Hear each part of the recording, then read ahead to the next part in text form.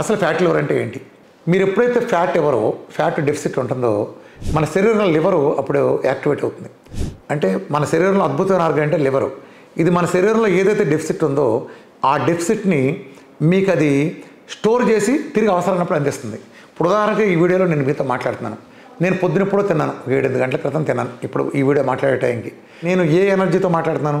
అట్లనే మీరు ఇప్పుడు 7-8 గంటల క్రితం తిని ఉంటారు.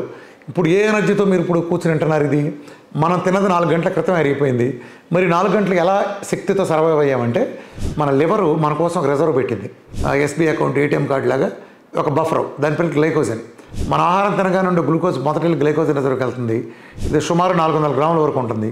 ఇది నిండిన తర్వాత ఇప్పుడు దీన్ని కన్జ్యూమ్ చేస్తా ఈ గ్లూకోజ్ని ఈ శక్తితో మనం వాడుతున్నాం. ఇప్పుడు ఇది అయిపోయిన తర్వాత ఇప్పుడు భోజనం చేయగానే ఈ ఎనర్జీ అంతా మన గ్లైకోజన్కి వెళ్తుంది. సో ఇది గ్లైకోజన్ రిజర్వ్. అట్లనే లివరు మన ఫ్యాట్ సాల్యుబుల్ విటమిన్స్ కూడా, విటమిన్ ఏడీఈకేలను కూడా స్టోర్ చేసి ఇది డెఫిసిట్ అయిన సందర్భాల్లో మనకు తిరిగి అందిస్తుంది. ఇది లివర్ చేసే డ్యూటీ.